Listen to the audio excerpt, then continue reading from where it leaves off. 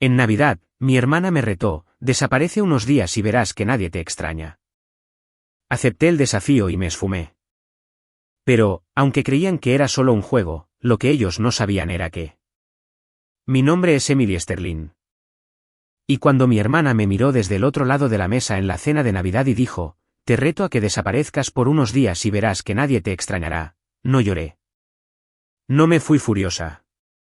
Simplemente la miré a los ojos y dije, acepto tu reto.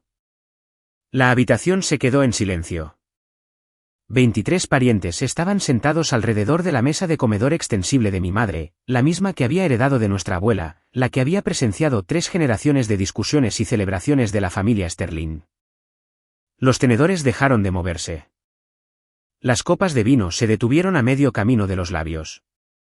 Mi madre, Susan, miró a mi padre, Richard, con esa expresión particular que ponía siempre que quería que él arreglara algo, pero que nunca diría en voz alta. Mi hermana Victoria estaba sentada frente a mí con su esposo Brad a su lado. Era 3 años mayor que yo, tenía 35, y había pasado cada uno de esos años asegurándose de que yo supiera cuál era mi lugar en esta familia. Su cabello rubio estaba perfectamente peinado, su suéter de cachemira blanco impecable, y sus uñas perfectamente arregladas repiqueteaban contra su copa de vino como si acabara de dar un alegato final en un tribunal en lugar de un insulto casual en la cena de Navidad. Hablo en serio, continuó Victoria, con su voz transmitiendo esa calidez ensayada que usaba cuando quería sonar razonable mientras era cruel. Siempre estás aquí, Emily. Siempre. En cada cumpleaños, cada festividad, cada cena de domingo, pero ¿de verdad crees que alguien lo notaría si dejaras de venir? Miró alrededor de la mesa buscando apoyo. Mi primo Tyler se rió nerviosamente. Mi tía Carol se ajustó la servilleta. Mi padre se aclaró la garganta y dijo, Victoria, ya es suficiente. Pero no lo dijo como si lo sintiera. Lo dijo como un hombre que cumple con una obligación, marcando una casilla para poder decirse a sí mismo más tarde que lo había intentado. Mi madre no dijo nada. Ella nunca decía nada cuando importaba. Miré a Victoria y vi el cálculo detrás de sus ojos. No estaba siendo cruel por accidente. Estaba siendo cruel porque podía. Porque durante 32 años, se lo había permitido. Me había tragado cada comentario sobre mi carrera, mi apartamento, mi estado civil, mis decisiones de vida. Me había sentado en todas las cenas familiares donde ella era la exitosa directora de marketing, y yo era la callada que trabajaba desde casa haciendo algo con computadoras que nadie entendía realmente.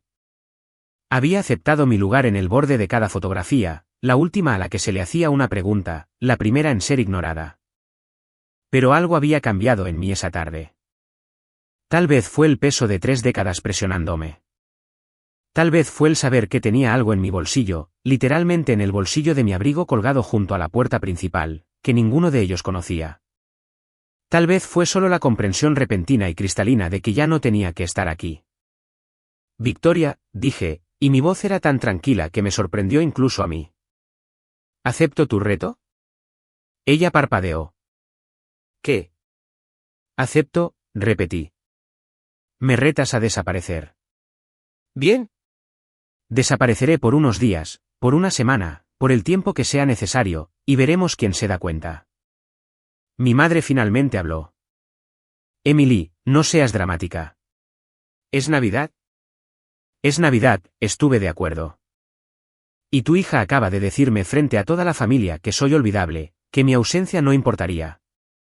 Simplemente le estoy tomando la palabra. Me levanté de la mesa, mi silla raspó contra el piso de madera y el sonido fue fuerte en medio del repentino silencio. Caminé hacia el pasillo, tomé mi abrigo del gancho y deslicé mi mano en el bolsillo. El sobre todavía estaba allí, grueso, de color crema, sellado con cera, el que había llegado hacía 3 días de un bufete de abogados del que nunca había oído hablar. Emily, la voz de mi padre era más aguda ahora. Siéntate. No hemos terminado de cenar.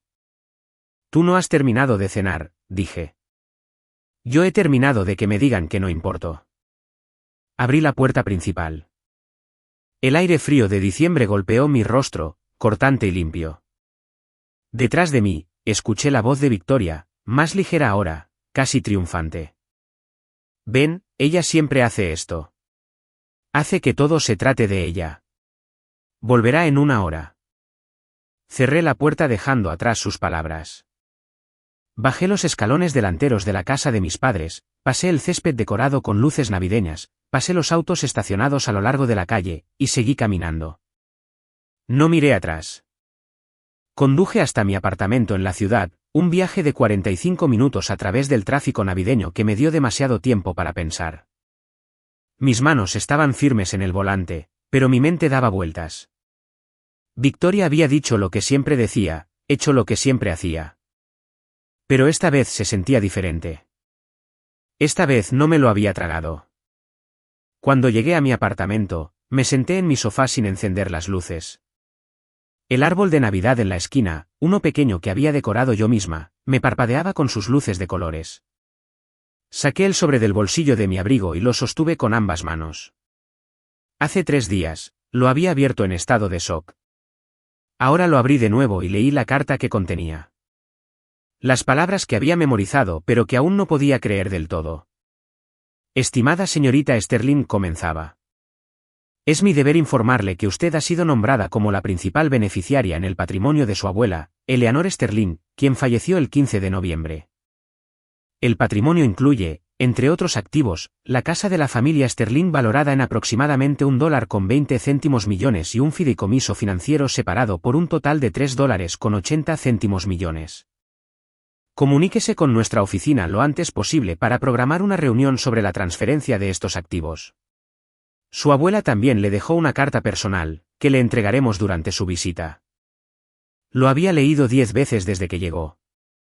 20 veces.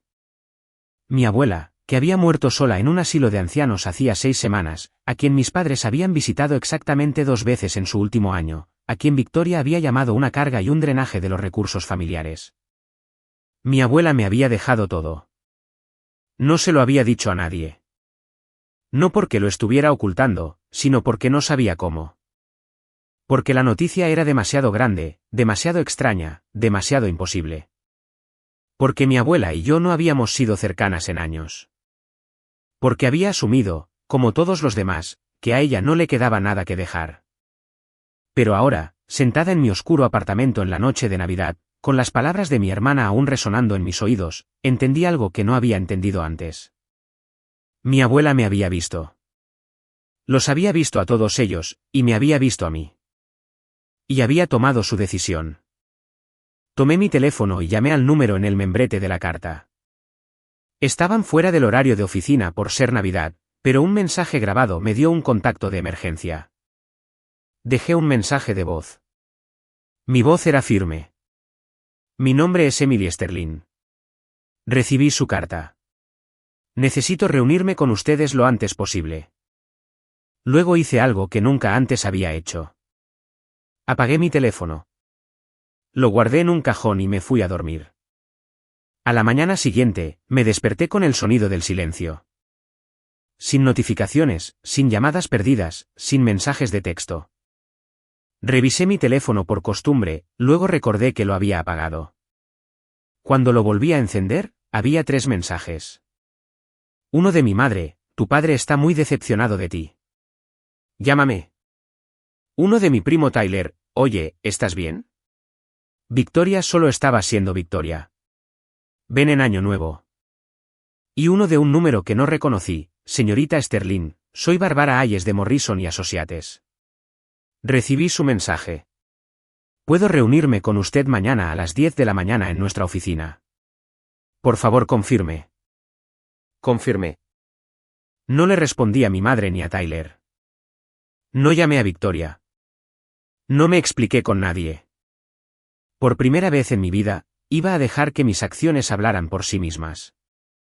La oficina de abogados de Morrison y Associates ocupaba todo el piso 17 de un edificio en el distrito financiero. El vestíbulo era todo cristal y cromo, con gente de aspecto serio llevando maletines de aspecto serio. Me puse mi mejor vestido, un tubo azul marino que había comprado en oferta hace 2 años, y esperaba no parecer tan fuera de lugar como me sentía. Barbara Hayes era una mujer de unos 60 años con cabello plateado cortado en un bob afilado y lentes de lectura que colgaban de una cadena alrededor de su cuello. Me estrechó la mano con un agarre firme y señaló una silla frente a su escritorio. Su oficina tenía una vista del horizonte de la ciudad, un cielo gris de diciembre presionando los edificios de abajo. Señorita Sterling, dijo, sentándose. Gracias por venir. Siento mucho su pérdida. Gracias. Abrió una carpeta en su escritorio, gruesa con papeles. Su abuela era una mujer notable. Trabajé con ella durante 20 años. Era precisa, inteligente y tenía una idea muy clara de lo que quería. Asentí, sin saber qué decir. No sabía que mi abuela tenía una abogada. En realidad, no sabía mucho sobre ella. ¿Sabía que su abuela intentó dejarle algo una vez antes? Preguntó Bárbara. Negué con la cabeza. Hace 10 años, intentó establecer un fondo educativo para usted. Quería pagar su universidad, su escuela de posgrado, lo que necesitara. Su padre intervino.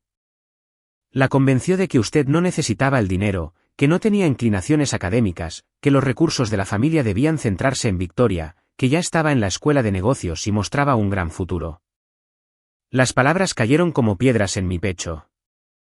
Mi padre había hecho eso.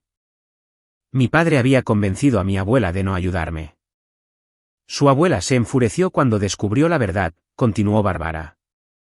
Pero para entonces ya era demasiado tarde. La oportunidad había pasado. Ella me dijo, Richard le quitó eso. Le quitó mi oportunidad de ayudarla cuando más habría importado. Así que ella esperó. Planeó. Y cuando supo que no le quedaba mucho tiempo, se aseguró de que no le pudieran quitar nada más. Bárbara deslizó un documento sobre el escritorio. Este es el fideicomiso. Es irrevocable. Eso significa que su padre no puede tocarlo, no puede impugnarlo, no puede hacer nada para cambiarlo. Su abuela lo estructuró de esa manera específicamente para evitar que él interfiriera. Miré el documento. Los números bailaban ante mis ojos. $3.80 millones. La casa en la calle Hawthorne, en la que mi abuela había criado a mi padre, donde yo había pasado las tardes de verano de niña, donde Victoria una vez había roto un jarrón y me había echado la culpa, por lo cual fui castigada. Hay más, dijo Bárbara. Su abuela le dejó una carta. Me pidió que se la diera en persona. Me entregó un sobre color crema con mi nombre escrito con letra temblorosa. Lo abrí con cuidado, consciente de que Bárbara me observaba, consciente de mi propio corazón latiendo demasiado rápido. Mi queridísima Emily, comenzaba la carta. Si estás leyendo esto, entonces Bárbara ha hecho su trabajo y yo ya me he ido. Necesito que sepas algo que debí haberte dicho hace años. Siempre fuiste mi favorita. No porque fueras mejor que Victoria, sino porque eras más amable. Porque te sentabas conmigo en el jardín cuando nadie más lo hacía. Porque me hacías preguntas sobre mi vida y realmente escuchabas las respuestas. Porque fuiste la única que me vio como una persona en lugar de una obligación. Vi a tu padre quitarte cosas. Lo vi verter todo en Victoria y dejarte sin nada. Debí haberlo detenido. Fui demasiado débil, tenía demasiado miedo al conflicto, estaba demasiado convencida de que habría tiempo más tarde. Nunca hay suficiente tiempo más tarde. Este dinero no es una herencia. Es una corrección. Soy yo intentando devolverte algo de lo que te robaron. Úsalo como lo necesites. Vuelve a la escuela, inicia un negocio, viaja, compra una casa, no hagas nada. No me importa. Lo que importa es que sepas que alguien en esta familia vio tu valor. Yo lo vi. Siempre lo vi. No dejes que te hagan sentir pequeña nunca más. Emily, no eres pequeña. Nunca lo fuiste. Con todo mi amor, la abuela. Doblé la carta cuidadosamente y la guardé en mi bolso. Mis manos temblaban. Bárbara Hayes me miraba con ojos amables y no decía nada. Hay una cosa más, dijo después de un largo momento. Su abuela quería que le dijera algo, dígale a Emily que el jardín la está esperando. ¿Sabe lo que eso significa? Asentí, sin confiar en mi voz para hablar. El jardín. El jardín de mi abuela detrás de la casa de la calle Hawthorne. El que había cuidado durante 40 años. Aquel donde me había sentado con ella las tardes de verano mientras me enseñaba los nombres de las plantas y los secretos de la tierra y la paciencia necesaria para cultivar algo hermoso de la nada. Ella siempre había dicho que el jardín sería mío algún día. Yo había asumido que eran solo palabras, el tipo de cosas que las abuelas dicen a los nietos que aman pero a los que en realidad no pueden darles nada. Pero lo decía en serio. Hablaba en serio de todo. Bárbara Hayes me acompañó hasta el ascensor. El fideicomiso será transferido a sus cuentas dentro de 30 días. La casa ya es suya. Solo necesitamos presentar el papeleo. Si tiene alguna pregunta, llámeme directamente. Me entregó una tarjeta de presentación. Y Emily, su abuela estaba orgullosa de usted. Me lo decía cada vez que hablábamos. No lo olvide. Bajé los 17 pisos en el ascensor como en un sueño. El vestíbulo todavía estaba lleno de gente seria, pero ya no importaban. Nada de lo que mi familia me hubiera dicho importaba ya, porque mi abuela me había dejado la verdad. Y la verdad era que yo no era invisible. Nunca había sido invisible. Solo había estado parada bajo la luz equivocada. Conduje a casa por la ciudad, pasando por las decoraciones navideñas que aún estaban puestas, pasando por la multitud de compradores y turistas y personas que seguían con sus vidas ordinarias. Mi teléfono vibró en mi bolso. Lo ignoré. Vibró de nuevo. Seguí conduciendo. Cuando llegué a mi apartamento, finalmente revisé los mensajes. 12.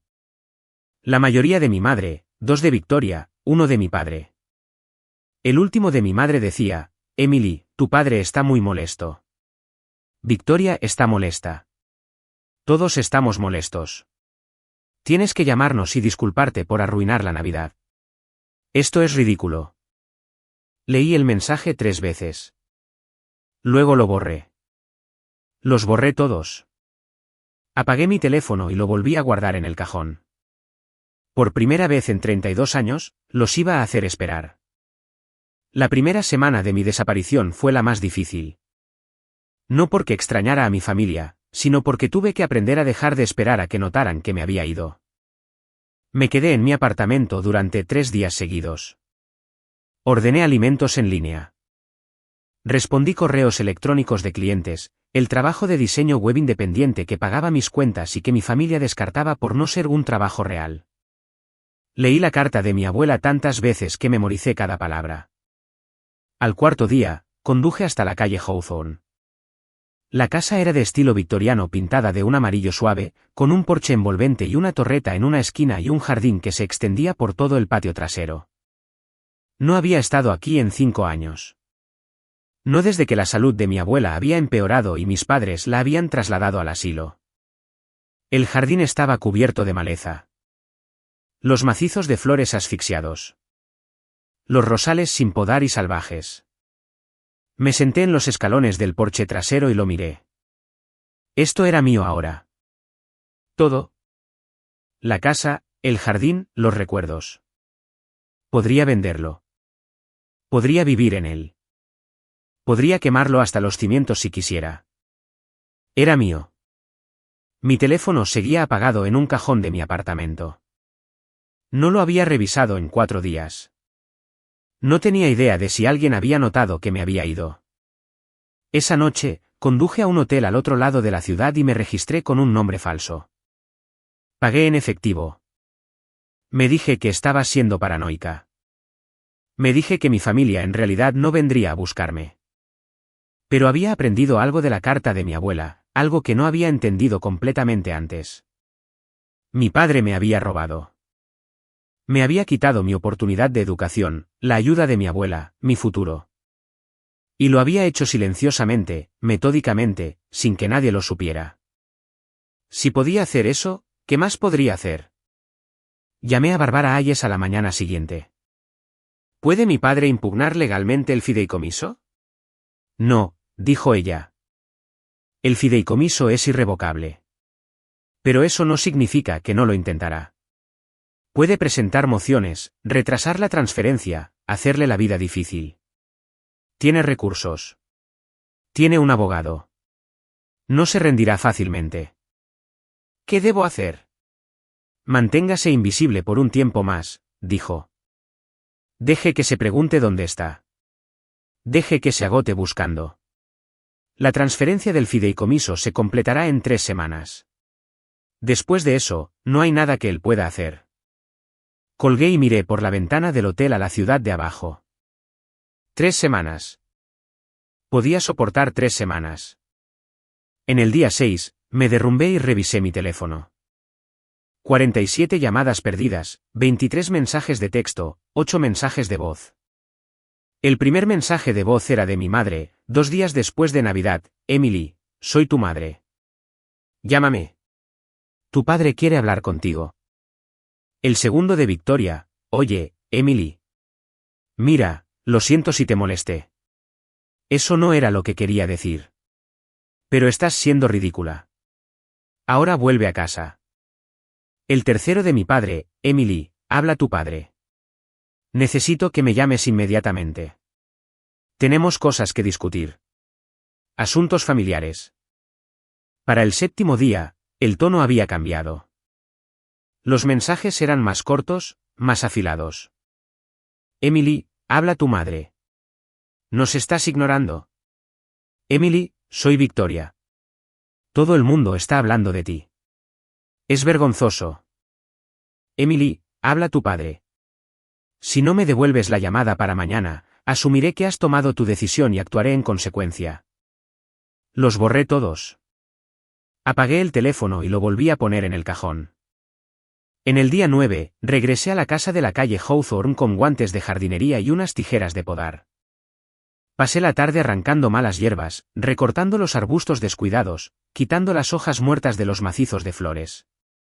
Era un trabajo duro, físico, del tipo que te deja los músculos doloridos y la mente vacía. Al atardecer, había limpiado un pequeño rincón del jardín cerca de la cerca trasera. Me senté en los escalones del porche, miré lo que había hecho y sentí, por primera vez en años, algo parecido a la paz. En el día 12, recibí una llamada de Barbara Hayes.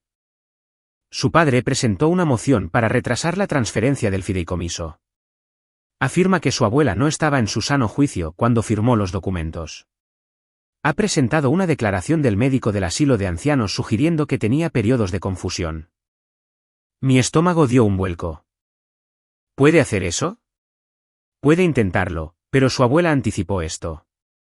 Se hizo una evaluación cognitiva por un médico independiente 6 meses antes de firmar el fideicomiso. Tengo los resultados. Estaba completamente lúcida.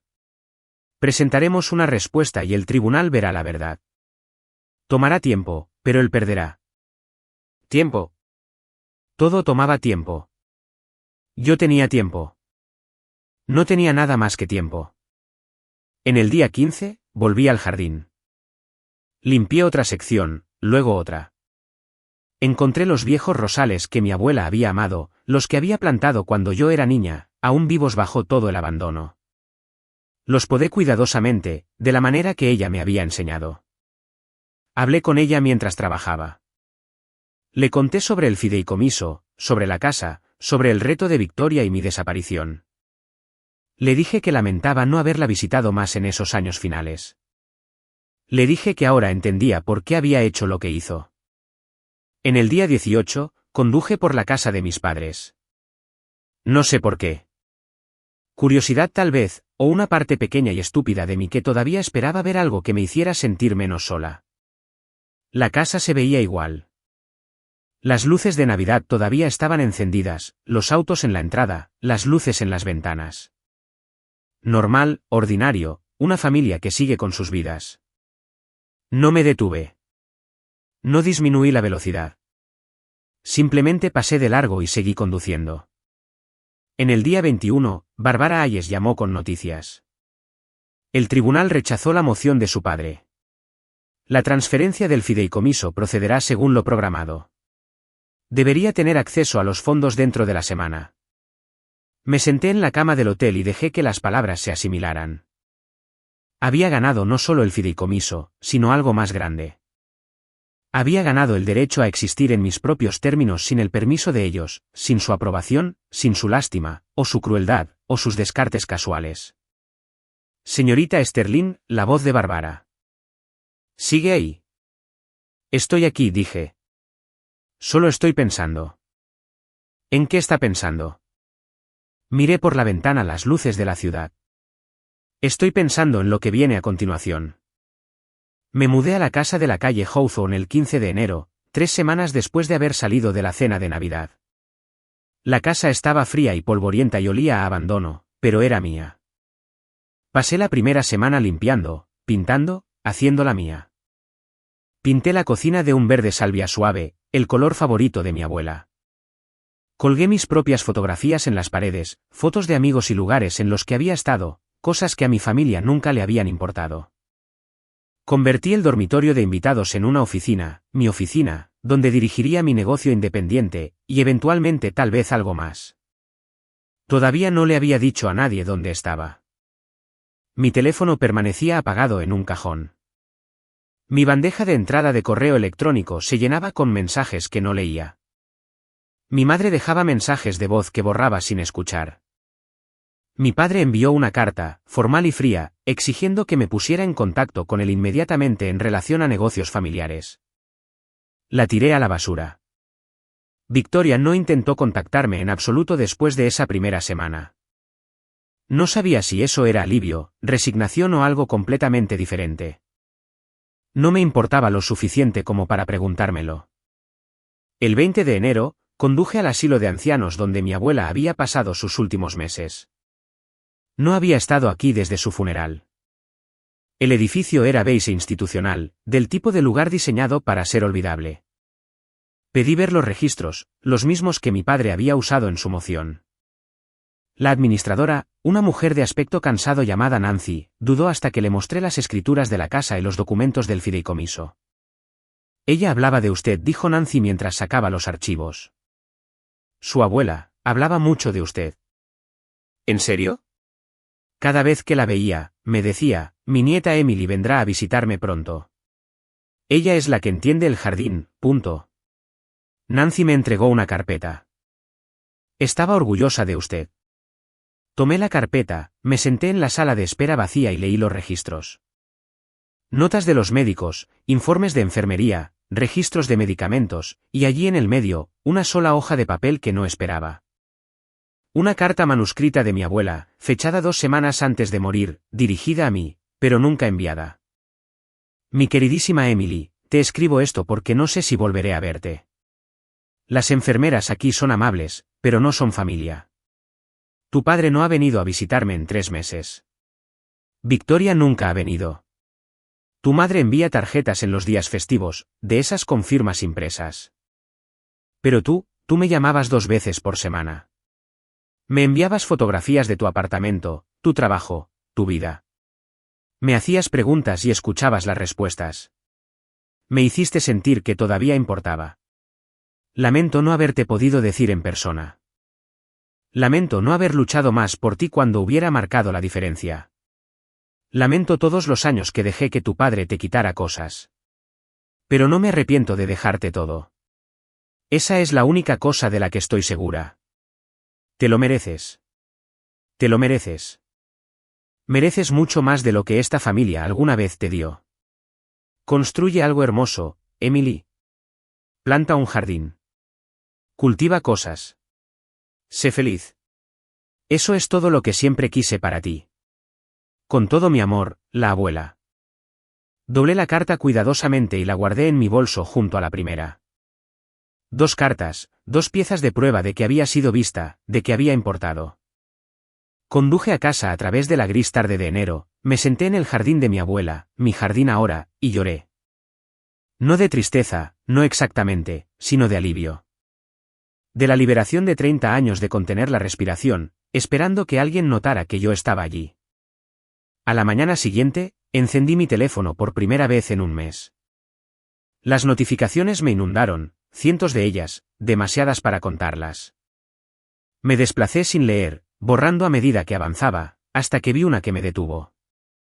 Un mensaje de texto de mi primo Tyler enviado hace 3 días, Emily, no sé si estás recibiendo esto, pero pensé que debías saberlo. Victoria le está diciendo a todo el mundo que tuviste una crisis nerviosa y que estás en tratamiento en algún lugar. Tu mamá y tu papá le están siguiendo el juego. Están diciendo que no estás bien. Yo no les creo, pero pensé que debía saberlo. Leí el mensaje 3 veces. Luego me eché a reír. No una risa feliz, ni una risa triste. Una risa de pura y asombrada incredulidad. Victoria le estaba diciendo a la gente que yo estaba en tratamiento. Mis padres estaban apoyando la historia. Me estaban borrando en tiempo real, convirtiendo mi desaparición en prueba de mi inestabilidad, haciéndose pasar por la familia preocupada en lugar de las personas que me habían empujado a irme. Llamé a Bárbara Hayes. ¿Pueden hacer eso? Difundir mentiras sobre mí. Pueden decir lo que quieran, dijo ella. La pregunta es si usted quiere detenerlos. Podría demandar por difamación. Podría enviar una carta de cese y desistimiento.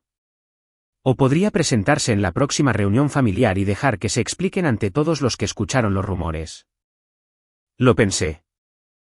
Pensé en entrar a la casa de mi madre, en medio de otra cena familiar, y observar sus rostros al darse cuenta de que no estaba rota, no estaba en tratamiento, no era nada de lo que habían afirmado. Todavía no, dije. Déjalos hablar. Déjalos construir su historia. Hará que la verdad sea mucho más satisfactoria cuando finalmente salga a la luz. Bárbara se quedó en silencio por un momento. Su abuela aprobaría esa respuesta.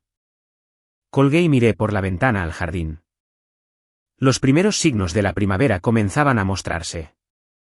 Pequeños brotes verdes abriéndose paso a través de la tierra. Cosas nuevas creciendo, cosas que yo había plantado. Pensé en Victoria contándoles a sus amigos y compañeros de trabajo sobre su inestable hermana. Pensé en mi padre asintiendo con la historia, dejando que la gente creyera que era la víctima de una hija que había perdido la cabeza. Pensé en mi madre, silenciosa como siempre, dejando que las mentiras se difundieran sin corregirlas. Y pensé en mi abuela, quien había pasado años observando y esperando, planeando su movimiento con tanto cuidado que nadie pudo detenerlo. Yo era su nieta. Había aprendido de la mejor. Tomé mi teléfono y llamé a Tyler. Respondió al segundo timbre. Emily, oh Dios mío, ¿dónde estás? Todo el mundo dice que estás en un hospital en alguna parte. ¿Estás bien? Estoy bien, Tyler. Estoy más que bien. Necesito que hagas algo por mí. Lo que sea. ¿Qué? Necesito que me invites a la próxima reunión familiar, pero no le digas a nadie que voy a ir. Una pausa. Emily, ¿qué estás planeando? Miré hacia el jardín, hacia los brotes verdes que empujaban la tierra. Estoy planeando volver a casa. La invitación llegó 3 semanas después. La fiesta de cumpleaños de Tyler el 15 de marzo en casa de mis padres. La misma casa de la que había salido hacía 3 meses. La misma mesa de comedor donde Victoria me había retado a desaparecer. La misma familia que había pasado esos 3 meses diciéndole a todos que yo era inestable, que estaba rota, en tratamiento en algún lugar. Confirmé mi asistencia. No se lo dije a nadie más que a Tyler. En las semanas previas a la fiesta, me preparé, no con ira, ni con fantasías de venganza, sino con la fría y clara certeza de alguien que finalmente entendía su propio poder.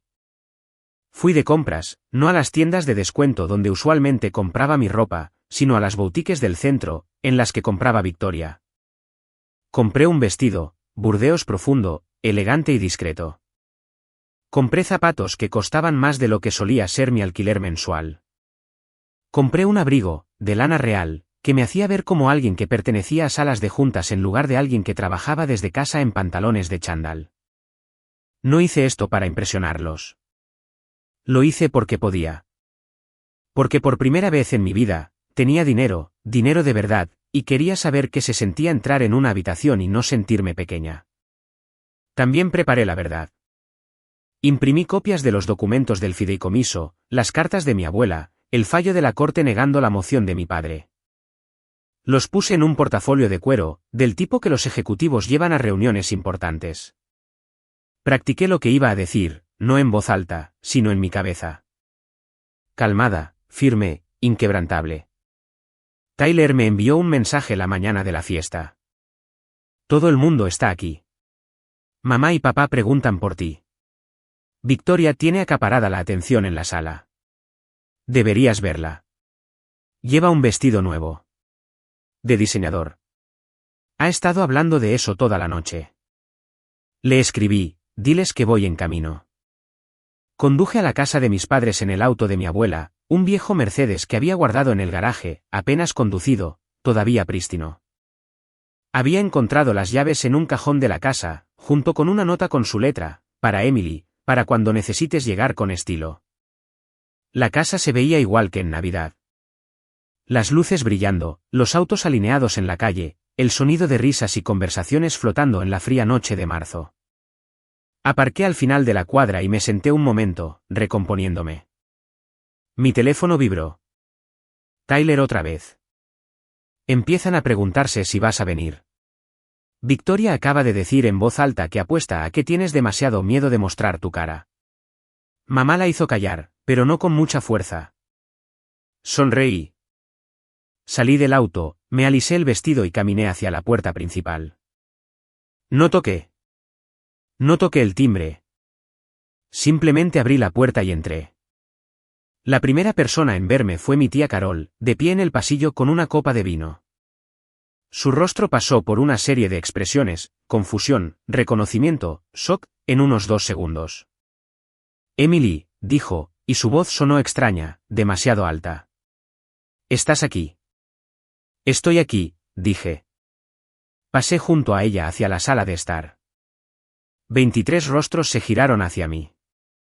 Los mismos 23 rostros de Navidad, más algunos extras, amigos de mis padres, vecinos, personas que conocía de toda la vida. Me miraron como si fuera un fantasma. Mi madre fue la primera en hablar. Estaba de pie junto a la chimenea y su rostro había palidecido. Emily, no sabíamos que ibas a venir. Lo sé, dije. Ese era el punto. Mi padre dio un paso al frente. Se veía más viejo de lo que recordaba, más cansado, pero sus ojos eran los mismos, fríos y evaluadores, calculando cómo manejar esta variable inesperada. Este no es el momento ni el lugar, Emily. Podemos hablar en privado mañana. No, dije, hablaremos ahora, aquí, frente a todos. Victoria apareció de entre la multitud. Llevaba un vestido rojo, de diseñador, tal como Tyler había dicho. Su cabello era perfecto, su maquillaje impecable. Pero sus ojos no eran perfectos. Estaban muy abiertos, inseguros, recorriendo la habitación como si buscaran una ruta de escape. Emily, dijo, y su voz era la misma calidez ensayada que siempre usaba. Hemos estado tan preocupados por ti. Todo el mundo ha estado tan preocupado. ¿Dónde has estado? ¿Estás bien? La miré. Mi hermana, que me había retado a desaparecer, que le había dicho a todo el mundo que yo estaba en tratamiento, que había pasado toda su vida asegurándose de que yo conociera mi lugar. He estado exactamente donde quería estar, dije. Y estoy más que bien. Por fin estoy exactamente donde se supone que debo estar. Mi padre lo intentó de nuevo. Emily, por favor, vamos al estudio a discutir esto en privado. No, dije de nuevo. Abrí el portafolio de cuero y saqué los documentos. Todo el mundo aquí debe escuchar esto. Todo el mundo aquí debe saber la verdad. El rostro de Victoria se tensó.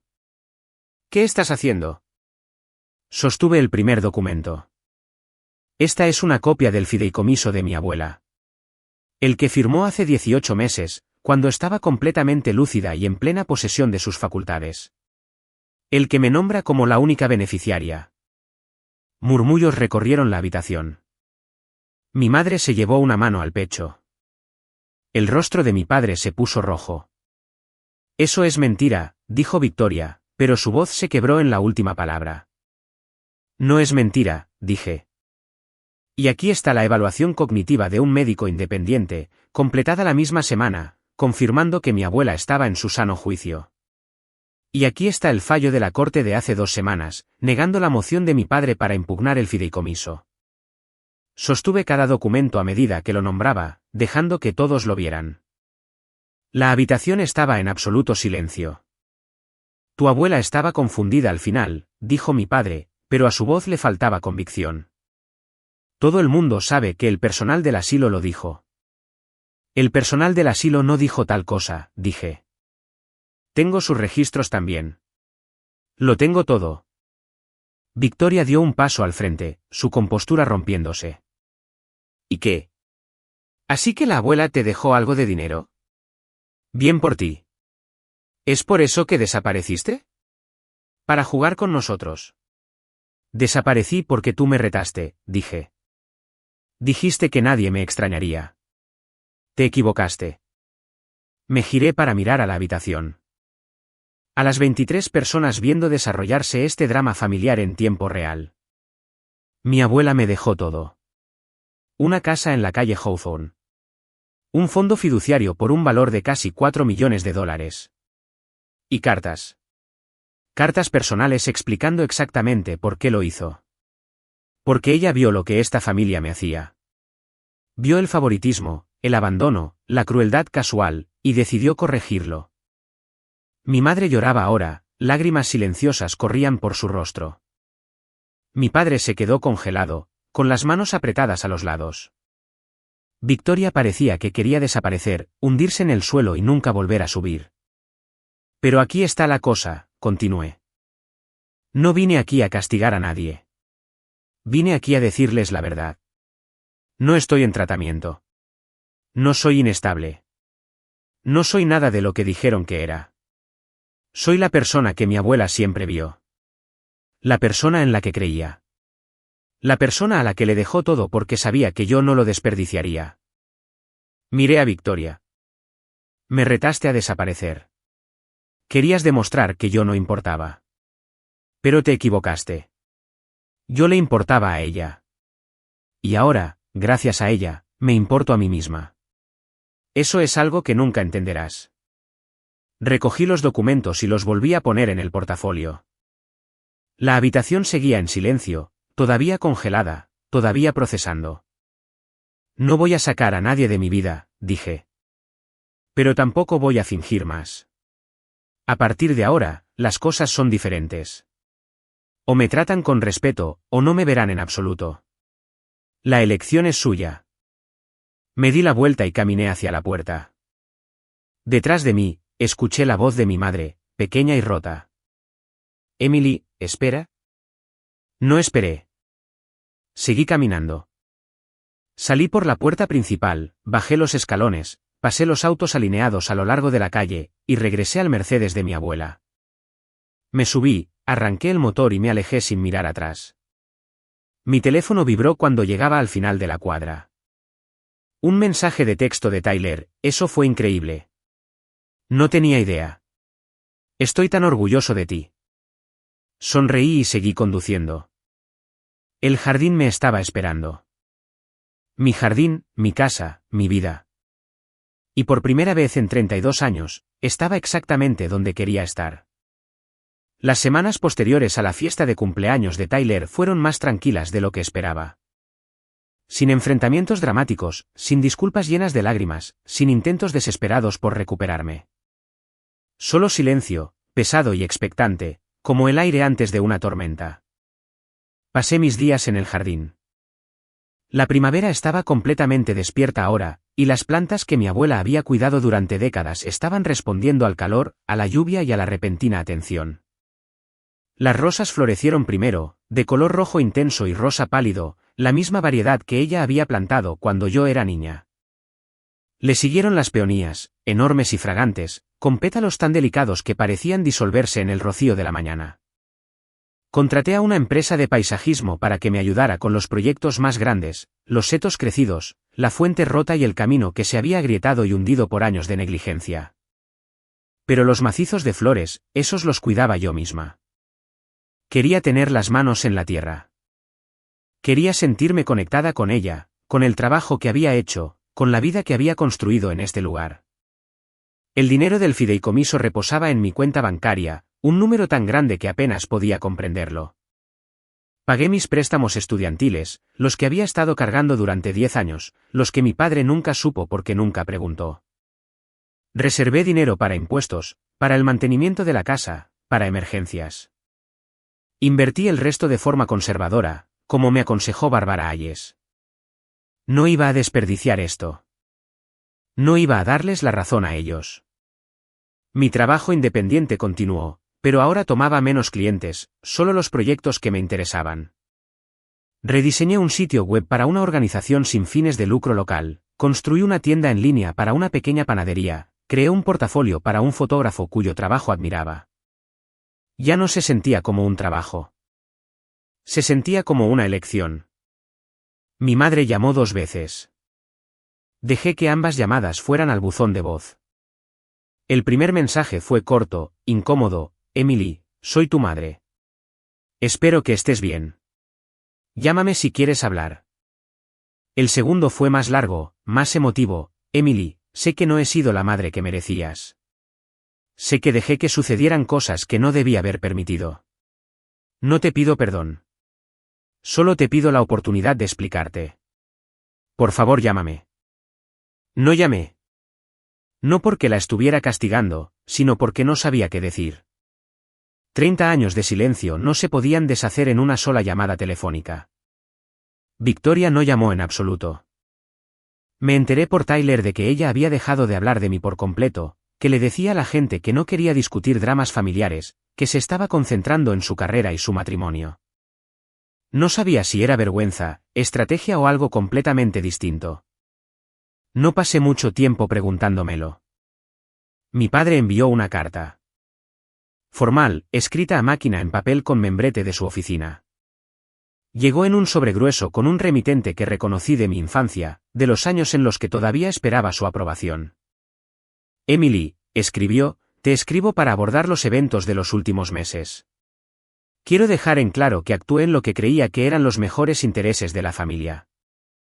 Tu abuela era anciana y vulnerable, y yo tenía preocupaciones sobre su estado mental en el momento en que firmó los documentos del fideicomiso.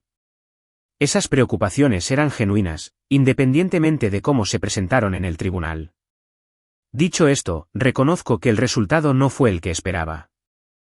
Tú tienes el dinero y la casa ahora, y no hay nada que pueda hacer para cambiar eso. Acepto la decisión del tribunal. Incluso si no estoy de acuerdo, espero que consideres restablecer el contacto con la familia. Seguimos siendo tu familia, Emily. Nada puede cambiar eso. Tu padre. Leí la carta 3 veces. Luego la doblé cuidadosamente y la puse en el cajón con las cartas de mi abuela. No respondí. No era necesario. La carta no era una disculpa. Era una negociación, un intento de restablecer los términos de nuestra relación sin reconocer lo que había hecho. Seguía siendo el mismo hombre de siempre. Solo quería que volviera, pero en sus propios términos. Yo no iba a volver. En abril, contraté a un contratista para renovar la cocina. Mi abuela la había actualizado en la década de 1980 y se notaba. Elegí gabinetes de madera cálida, encimeras de mármol, un gran fregadero de granja donde podría lavarme la tierra de las manos después de la jardinería. Trabajé con el diseñador yo misma, tomando decisiones, firmando cheques, viendo cómo mi visión se hacía realidad. Los trabajadores llegaban todas las mañanas a las 8. Les preparaba café, les traía el almuerzo de la panadería de la calle. Me llamaban señorita Sterling, luego Emily, luego jefa. Para el final del proyecto, éramos amigos. Me enseñaron cómo arreglar cosas por mí misma, como parchar yeso, reemplazar un grifo y nivelar un gabinete. Aprendí que era capaz de más de lo que jamás había sabido. En mayo, planté vegetales, tomates, pimientos y calabacines, hileras de ellos en la esquina soleada del jardín donde mi abuela una vez cultivó las mismas cosas. Construí una pequeña valla para mantener alejados a los conejos. Instalé un sistema de riego por goteo para no tener que recordar regar todos los días. Los revisaba obsesivamente, observando los primeros frutos diminutos, los primeros signos de vida. En junio, mi madre apareció en la puerta principal. La vi por la ventana, de pie en el porche con las manos entrelazadas al frente, con un vestido que reconocí de hacía una década. Se veía más pequeña de lo que recordaba, más vieja, más frágil. La luz del porche resaltaba las canas en su cabello y las líneas de preocupación alrededor de sus ojos. Abrí la puerta. Mamá. Emily. Su voz era apenas un susurro. ¿Podemos hablar, por favor? M. E hice a un lado y la dejé entrar. Caminó por la sala lentamente, mirando todo. Las fotografías en las paredes, los libros en los estantes, las flores que había arreglado en la mesa de centro. «Has hecho este lugar hermoso», dijo. «Se parece a ella, a la abuela». «Lo sé», dije. Ese era el punto. Nos sentamos en la cocina, en la mesa donde yo comía sola. Preparé té, del mismo tipo que solía beber mi abuela, y puse una taza frente a mi madre. Ella envolvió la taza con las manos y se quedó mirando el vapor que subía. «No sé cómo empezar», dijo. «Empieza por el principio». Asintió lentamente. «El principio. El principio fue cuando conocí a tu padre. Yo tenía 19 años. Él 25. Apuesto, seguro de sí mismo, ya en camino a convertirse en el hombre que todos admiraban. Mi familia no era como la de él. No teníamos dinero, ni conexiones, ni estatus. Cuando se fijó en mí, sentí que había ganado algo, como si hubiera sido elegida. Bebí mi té y esperé. Me tomó años entender que ser elegida por Richard significaba renunciar a todo lo demás. Mis opiniones, mis amigos, mi sentido de mí misma. No lo exigió directamente. Solo dejaba en claro, una y otra vez, que la única manera de estar segura en nuestro matrimonio era estar de acuerdo con él. Así que lo hice. Estuve de acuerdo con él en todo. Sobre Victoria, sobre ti, sobre cómo criarlas, qué valorar, quién importaba. Su voz se quebró. Sabía que estaba mal. Sabía que era injusto contigo. Pero tenía tanto miedo de perderlo, de perder la vida que había construido, que me quedé en silencio. Cada vez que elogiaba a Victoria y te ignoraba a ti, me decía a mí misma que no era tan malo. Cada vez que ella obtenía algo que tú merecías, me decía a mí misma que estarías bien. Que eras fuerte. Que no me necesitabas de la forma en que ella lo hacía. Eso no era verdad, dije. Lo sé. Se limpió los ojos con el dorso de la mano. Sé que no era verdad. Me necesitabas más. Necesitabas que alguien te defendiera, que te dijera que importabas, que luchara por ti de la forma en que yo debía haber luchado. Y no lo hice. Te fallé, Emily. He cargado con ese fracaso todos los días durante 30 años. Nos sentamos en silencio durante un largo momento. El reloj de la pared hacía tic-tac. El refrigerador zumbaba. Afuera, un pájaro cantaba en el jardín. ¿Por qué estás aquí, mamá? Me miró con los ojos llorosos. Porque no quiero morir sin intentarlo. Porque tu abuela me demostró que nunca es demasiado tarde para hacer lo correcto. Porque finalmente, estoy lista para elegirte a ti. Dejé mi té en la mesa. Elegirme significa elegir la verdad. Significa admitir lo que me hiciste a mí y a cualquiera que pregunte. Significa enfrentarte a papá incluso cuando sea difícil. Significa estar presente de manera constante y confiable por el resto de nuestras vidas. ¿Puedes hacer eso? Ella asintió. Puedo intentarlo. Intentar ya no es suficiente. Necesito certezas. Se quedó callada por un momento. Luego, rebuscó en su bolso y sacó un sobre. Presenté la demanda de divorcio esta mañana. La miré fijamente. ¿Qué? Tu padre aún no lo sabe. Se lo diré hoy, después de irme de aquí. He estado planeando esto durante meses. Desde la fiesta, desde que te vi salir por esa puerta, me di cuenta de que lo había estado eligiendo a él durante 35 años. Y no tenía nada que mostrar, excepto una hija que no confiaba en mí. Empujó el sobre al otro lado de la mesa. Te estoy eligiendo a ti ahora. Espero que no sea demasiado tarde. Miré el sobre, luego el rostro de mi madre. Estaba aterrorizada. Podía verlo en el temblor de sus manos, la tensión alrededor de su boca, la forma en que se encogía como si se estuviera preparando para un impacto. Pero ella estaba aquí. Ella había venido. No es demasiado tarde, dije. Pero va a llevar tiempo. asintió, con lágrimas corriendo por su rostro. Tengo tiempo. Tengo el resto de mi vida. Nos sentamos juntas en la cocina mientras la luz de la tarde se desvanecía. Dos mujeres aprendiendo a ser madre e hija por primera vez. No fue fácil. Fue incómodo, doloroso, lleno de silencios que se alargaban demasiado. Pero era un comienzo. Y un comienzo era más de lo que jamás había tenido. La noticia del divorcio de mis padres se extendió por la familia como un reguero de pólvora. Tyler me llamó al día siguiente de la visita de mi madre. Su voz era una mezcla de shock y algo que sonaba casi como admiración. ¿Sabías?, me preguntó. ¿Sabías que iba a hacerlo? Sabía que lo estaba pensando, dije. No sabía que ya lo había presentado. Tu padre está perdiendo la cabeza. Ha llamado a todo el mundo quejándose, culpando a tu madre, culpándote a ti, culpando al fantasma de la abuela. Victoria no habla con nadie.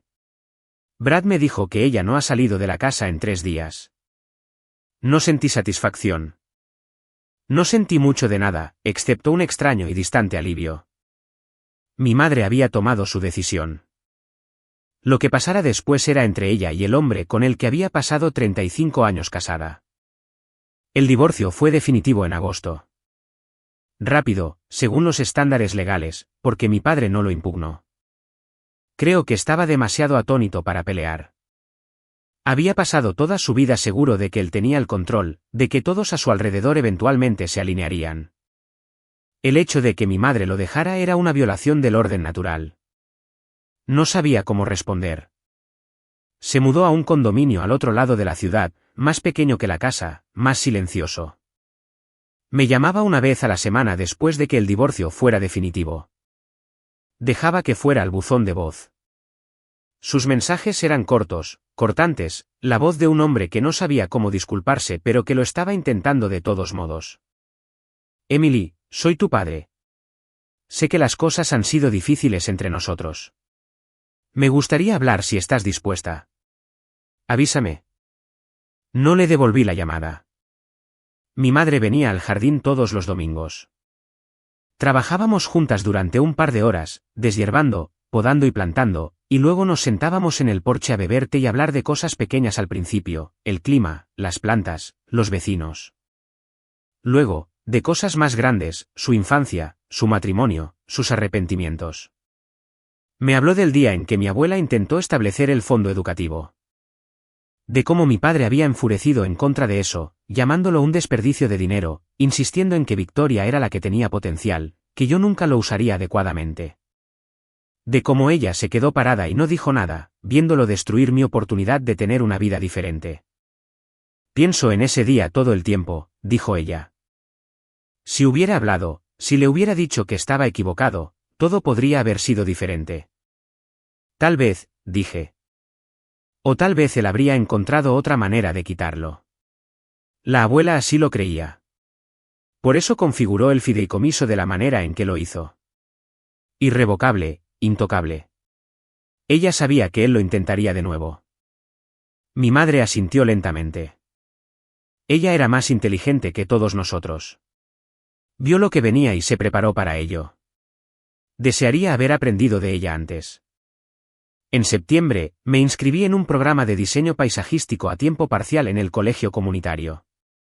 No era un título que necesitara, ni por dinero, ni por estatus, ni por nada que mi familia entendiera.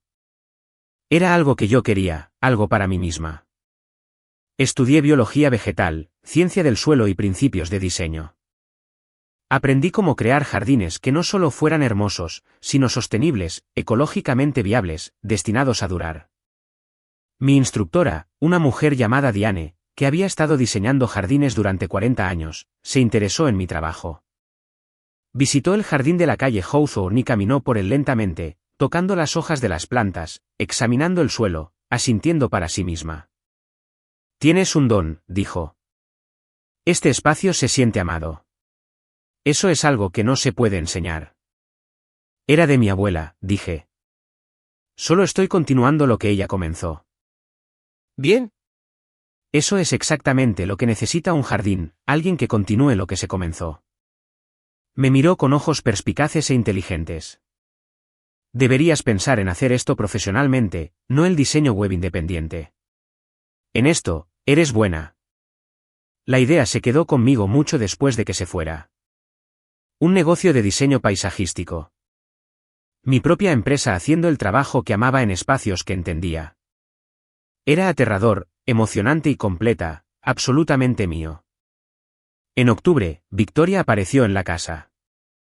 Yo estaba en el jardín cuando escuché la puerta de un auto cerrarse, luego pasos en el camino. Levanté la vista y allí estaba ella, mi hermana, de pie al borde de los macizos de flores en jeans de diseñador y un suéter crema, luciendo completamente fuera de lugar entre la tierra y las plantas. ¿Emily? Su voz era cuidadosa, controlada. ¿Podemos hablar? Me puse de pie lentamente, limpiándome las manos en mi delantal de jardinería. ¿Qué quieres, Victoria? Dudó. Nunca había visto a mi hermana dudar antes. Siempre sabía exactamente qué decir, exactamente cómo jugar en cualquier situación. Pero aquí en mi jardín, parecía perdida. Quiero pedirte disculpas, dijo. Las palabras flotaron en el aire entre nosotras, extrañas e inesperadas. ¿Por qué exactamente? Por todo. Dio un paso más cerca. Por la forma en que te traté al crecer. Por la Navidad, por retarte a irte, por decirle a todos que estabas en tratamiento, por ser la niña de oro y usarlo para hacerte sentir pequeña. Por todo ello. Esperé. Tenía que haber más. Siempre había más con Victoria. Ella tomó un respiro. No vine aquí porque quiera algo de ti. Vine porque he pasado los últimos 6 meses viendo cómo mi vida se desmoronaba, y finalmente entiendo por qué papá está solo. Mamá lo dejó. Brad y yo apenas nos hablamos. Mis amigos me miran diferente ahora, como si estuvieran esperando que haga algo cruel. Y me di cuenta, finalmente, de que yo construí esto. Lo construí sobre la base de ser mejor que tú, de tener más que tú. En asegurarme de que todos supieran que yo era la exitosa y tú el fracaso. Pero tú no eres el fracaso. Lo soy yo. Su voz se quebró en la última palabra. La miré fijamente. Esta mujer que había sido mi antagonista durante 3 décadas, y vi algo que nunca antes había visto en ella. Vulnerabilidad, honestidad, miedo. No espero que me perdones, dijo. Ni siquiera lo merezco. Pero quería que supieras que ahora lo veo. Veo lo que hice, y lo siento. Nos quedamos en el jardín mientras el sol de octubre se filtraba entre las hojas. Las rosas ya habían pasado su floración, las peonías estaban marrones y quebradizas, pero el jardín seguía siendo hermoso a su manera. Preparándose para el invierno, descansando para la primavera. No voy a fingir que todo está bien, dije finalmente. No lo está. Me lastimaste durante 30 años. Eso no desaparece porque hayas tenido una epifanía. Lo sé. Pero estoy dispuesta a intentarlo. Lentamente, con cuidado. Con límites que vas a respetar, o me alejaré y no miraré atrás. Victoria asintió, con lágrimas corriendo por su rostro. Puedo hacer eso. Haré eso. No nos abrazamos. No hicimos promesas. Simplemente nos quedamos allí, 2 hermanas en un jardín, aprendiendo a ser familia por primera vez. El invierno fue tranquilo, pacífico. Lo pasé puertas adentro, leyendo libros de diseño y dibujando planos de jardines y bebiendo té con mi madre los domingos por la tarde. Ella venía cada semana, sin falta. Y lentamente, dolorosamente, construimos algo nuevo. Victoria vino 2 veces. La primera visita fue incómoda, llena de silencios y palabras cautelosas. La segunda fue un poco más fácil. Hablamos de cosas pequeñas, neutrales, el clima, su trabajo y los libros que yo estaba leyendo. No era una reconciliación, aún no, pero era un comienzo. Mi padre no vino en absoluto. Envió una tarjeta de Navidad, formal y distante, con una nota manuscrita en su interior, pensando en ti. Espero que estés bien. Con amor, papá. La guardé en el cajón con las otras cartas y no respondí. En enero, lancé oficialmente mi negocio de diseño paisajístico. Lo llamé Jardines Hawthorne. En honor a la calle donde estaba la casa de mi abuela, en honor al lugar donde finalmente me había encontrado a mí misma.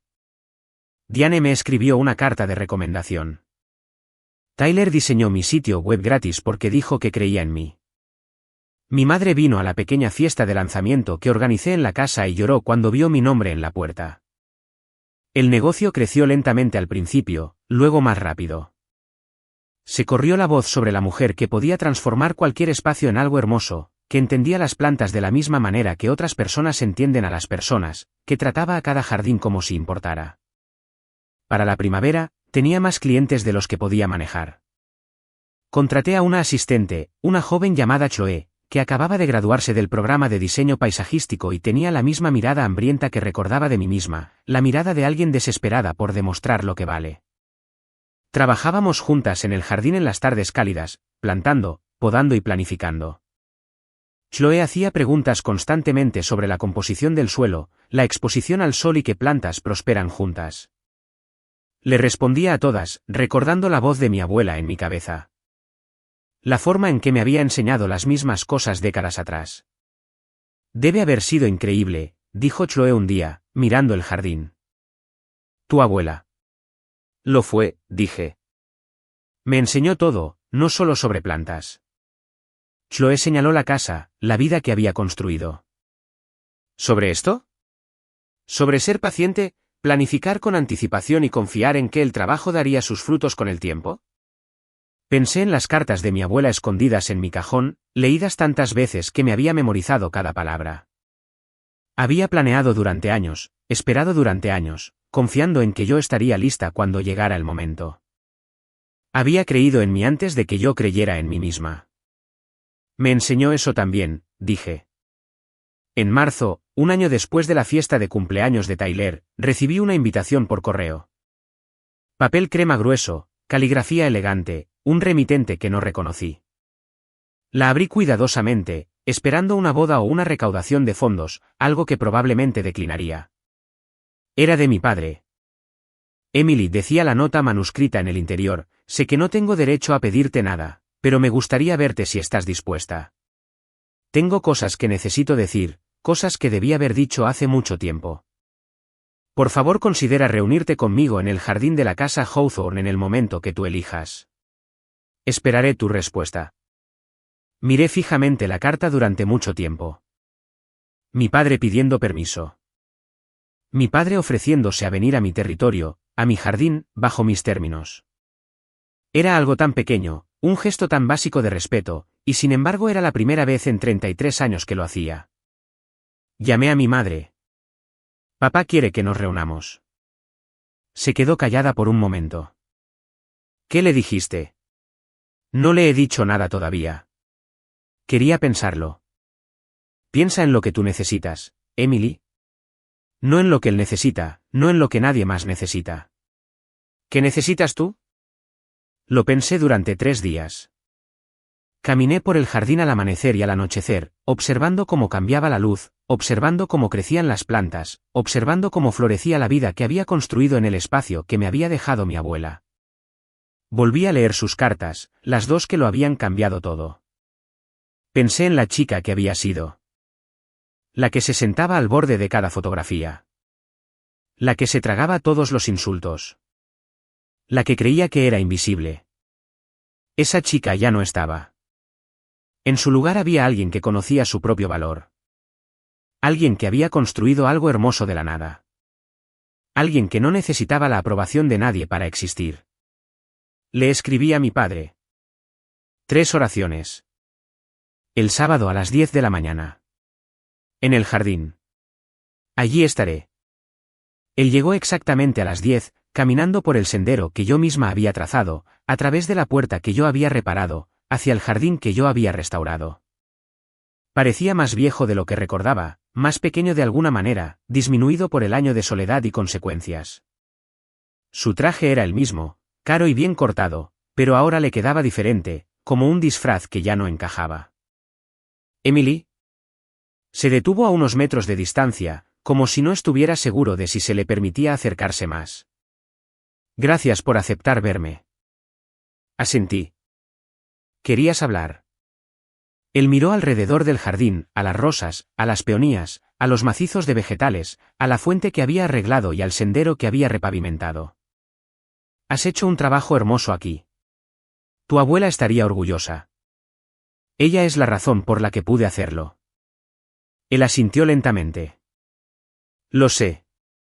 Ahora lo sé. Respiró hondo. Me equivoqué, Emily. En todo. Sobre ti, sobre tu abuela, sobre el fideicomiso, sobre la forma en que te traté toda tu vida. Me equivoqué, y lo siento.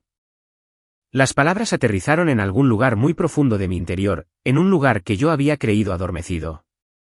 Había esperado 33 años para escucharlas. Había dejado de creer que alguna vez llegarían. ¿Por qué ahora?, pregunté. ¿Por qué no antes? Porque tenía miedo.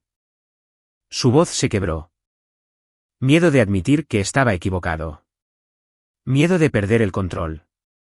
Miedo de que, si reconocía tu valor, tendría que reconocer lo mucho que te había fallado. Era más fácil seguir creyendo mi propia historia. Aquella en la que yo era el buen padre y tú eras el problema. Me miró con los ojos llorosos. Pero no soy el buen padre. Nunca lo fui, y tú nunca fuiste el problema. Lo fui yo. He pasado este último año solo, realmente solo por primera vez en mi vida, y he tenido que afrontar lo que hice. A tu madre, a ti, a tu abuela. No puedo deshacerlo. No puedo arreglarlo. Pero puedo decirte la verdad. Lo siento. Lo siento mucho. Miré a mi padre. A este hombre que había parecido tan grande en mi infancia, que había parecido una fuerza de la naturaleza, inamovible y eterno. Ahora era solo una persona, imperfecto, roto y finalmente honesto. Gracias por decir eso, dije. Significa algo. Pero no arregla todo. Lo sé. Se secó los ojos. No te pido perdón. Te pido una oportunidad, una pequeña, de estar en tu vida, de la forma en que me aceptes. Bajo tus términos. Siempre bajo tus términos. Pensé en mi abuela, en su paciencia, en los años que había esperado el momento adecuado. Pensé en el jardín, en la forma en que las cosas crecían lentamente, primero las raíces, luego los tallos, luego las hojas, luego las flores. Nada bueno ocurría rápido. No puedo prometerte nada, dije. Pero estoy dispuesta a intentarlo. Lentamente, con cuidado, con límites. Él asintió, el alivio y la gratitud asomando a su rostro. Lo entiendo. Respetaré cualquier límite que establezcas. Nos quedamos en el jardín durante mucho tiempo, sin hablar, simplemente estando. El sol subía, calentando las flores, calentando la tierra, calentando algo entre nosotros que había estado congelado durante décadas. Cuando se fue, caminando por el sendero que yo había construido, lo vi irse y sentí algo que no esperaba. No el perdón, todavía no, pero sí el comienzo de algo, una semilla plantada en buena tierra, esperando a la primavera. Pasaron 2 años. 2 años de lenta y cuidadosa reconstrucción. 2 años de límites y paciencia, del tipo de crecimiento que no puede apresurarse. Mi padre venía al jardín un sábado sí y otro no. Caminábamos juntos y me hacía preguntas, verdaderas preguntas sobre mi trabajo, mi vida, mis planes. Escuchaba las respuestas. No interrumpía ni corregía ni ofrecía consejos no solicitados. Solo escuchaba. Era algo tan pequeño, y significaba todo. Victoria venía una vez al mes. No éramos hermanas de la forma en que deberíamos haberlo sido. Aún no. Pero éramos algo. Podíamos sentarnos juntas sin que la vieja tensión se enrollara en el aire entre nosotras. Podíamos hablar de cosas neutrales, cosas seguras, y ocasionalmente, con cuidado, del pasado. Mi madre venía todos los domingos sin falta. Se había convertido en una persona diferente en los años transcurridos desde el divorcio. Más fuerte, más presente, más ella misma. Ahora reía genuinamente de una forma que nunca le había escuchado en mi infancia. Contaba historias de su propia niñez, de la mujer que había sido antes de conocer a mi padre, de los sueños que había dejado a un lado y que, lentamente y con timidez, estaba retomando. El jardín florecía. Jardines Hawthorne, mi empresa, creció más allá de cualquier cosa que hubiera imaginado. Ahora tenía 6 empleados, una lista de espera de clientes y una reputación que llegaba más allá de la ciudad. Me invitaban a hablar en conferencias, a ser jurado en concursos de diseño, a escribir para publicaciones que alguna vez había leído como estudiante. Pero lo que más me importaba, lo que volvía a visitar cada tarde, era el jardín detrás de la casa. El jardín de mi abuela. Mi jardín. El lugar donde había aprendido a ser paciente, a confiar en el proceso, a creer que las raíces crecerían y las flores brotarían si simplemente seguía allí. En la primavera del 3er año, recibí un premio. La Asociación de Diseño Paisajístico de Oregón me nombró diseñadora emergente del año. La ceremonia se llevó a cabo en un hotel del centro, de etiqueta, 300 personas. El tipo de evento al que mi familia antes habría asistido solo por Victoria. Los invité a todos. Mi madre, mi padre, Victoria, Tyler, mis tíos, mis tías, mis primos. No sabía quiénes irían. No sabía si se sentarían juntos o separados, si se hablarían o fingirían no verse. Solo sabía que los quería ahí, en la audiencia, viéndome recibir algo que me había ganado. La noche de la ceremonia, estaba detrás del escenario con un vestido de gala que había comprado para la ocasión. Verde profundo, el color de las hojas nuevas en primavera. Mis manos temblaban. Chloé, que había venido como mi asistente y amiga, me apretó el brazo y me dijo que todo saldría bien. Solo sé tú misma, dijo. Por eso estás aquí. Cuando llamaron mi nombre, caminé hacia el escenario frente a 300 personas.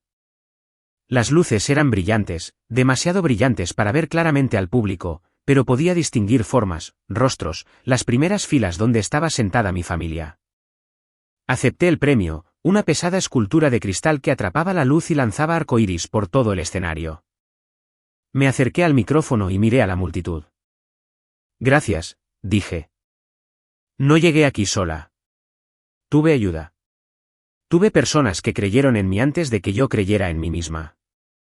Miré hacia la primera fila, donde apenas distinguía el rostro de mi madre bañado en lágrimas. Mi abuela fue una de esas personas. Me dejó más que dinero y una casa. Me dejó la prueba de que era vista, de que importaba, de que valía la pena invertir en mí. Ese regalo me cambió la vida. Hice una pausa, recuperando el aliento. También tuve personas que no creyeron en mí. Personas que me dijeron directa e indirectamente que yo no era suficiente, que nunca lo sería. Solía pensar que tenían razón. Solía pensar que mi trabajo era encogerme, ocupar menos espacio, aceptar las obras de atención y afecto que me llegaban. La multitud guardaba silencio, escuchando. Me equivocaba. Yo nunca fui el problema. El problema era un sistema familiar que nos enseñó a algunos que éramos de oro, y a otros que éramos invisibles. Me tomó 32 años aprender eso. Tuve que perderlo todo para encontrarme a mí misma. Miré al público, a las formas que no podía ver del todo, a las personas que habían venido a celebrarme. Todavía sigo aprendiendo. Todos los días aprendo. Pero ahora sé esto, soy suficiente. Siempre he sido suficiente. Y si hay alguien ahí fuera esta noche que se sienta invisible, que sienta que no importa, que sienta que nunca será visto, quiero que me escuchen, ustedes son suficientes. Siempre lo han sido. No dejen que nadie les diga lo contrario. Los aplausos fueron atronadores. Me quedé allí, sosteniendo mi premio, dejando que el momento me envolviera. Después, en el salón de recepciones, mi familia me encontró. Mi madre me abrazó primero, fuerte y con fiereza. Estoy tan orgullosa de ti, susurró. Tu abuela estaría tan orgullosa. Mi padre estaba detrás de ella, incómodo e inseguro. Cuando mi madre retrocedió, él se acercó lentamente, como si se acercara a algo sagrado. Emily, dijo, eso fue hermoso. Tú eres hermosa. Siento que me haya tomado tanto tiempo verlo. Miré a mi padre, este hombre que había causado tanto dolor, que había pasado tantos años ciego a mi valor. Lo estaba intentando. Eso era todo lo que podía pedir. Gracias por venir, dije. Victoria apareció junto a él. Estaba llorando. Lágrimas reales, no del tipo performativo que había lucido durante tantos años. Estoy tan orgullosa de ti, dijo. Sé que no tengo derecho a decir eso, pero lo estoy. Levanté la mano y tomé la suya. Tienes el derecho. Estamos trabajando en ello.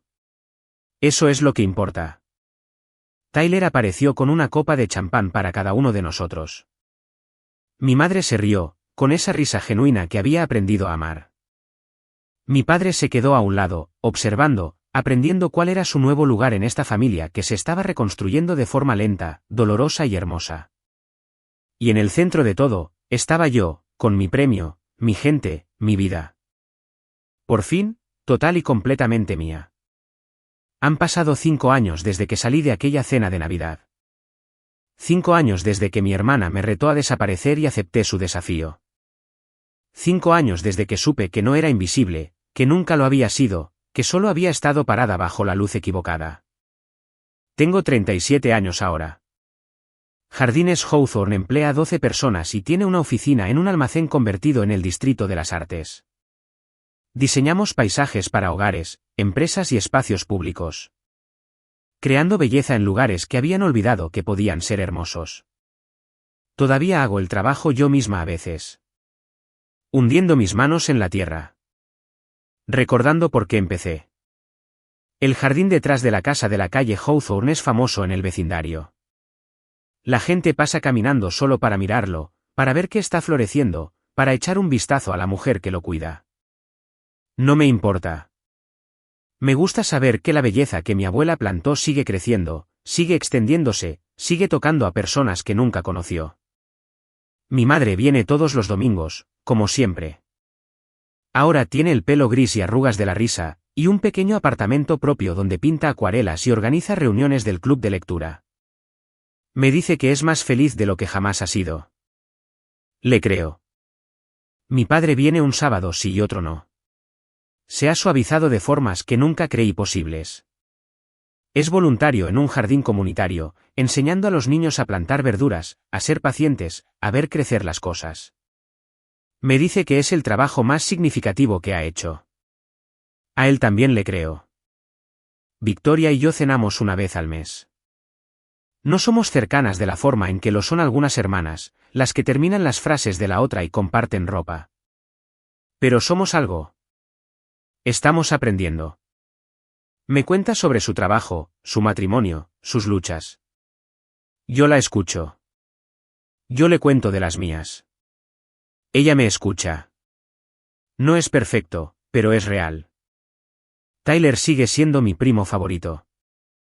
Viene al jardín los fines de semana de verano con sus hijos, que ya son lo suficientemente mayores para ayudar a deshiervar. Me llaman tía Emily y me hacen infinitas preguntas sobre las plantas.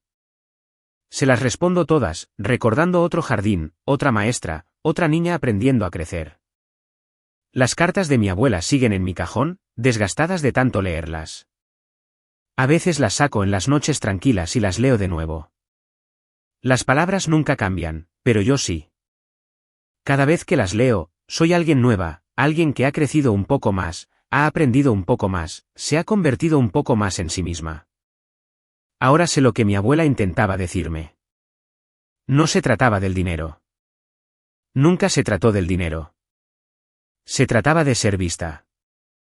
Se trataba de tener a alguien en tu esquina, alguien que creyera en ti tan completamente que planeara tu futuro incluso sabiendo que no estaría ahí para verlo. Se trataba de un legado, no de riqueza, sino de amor.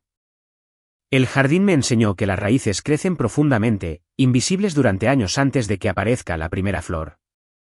El trabajo ocurre en la oscuridad, en el silencio, en la paciente acumulación de fuerza. Y un día, sin previo aviso, llega la floración y todos los que la ven piensan que ocurrió de la noche a la mañana. No saben de los años de preparación, de los cuidados silenciosos, de la fe en que se acercaba algo hermoso. Eso fue lo que me dio mi abuela. No dinero. Fe. Fe en que valía la pena esperar por mí. Fe en que florecería cuando estuviera lista. Fe en que el jardín prosperaría si simplemente seguía cuidándolo. Ella tenía razón.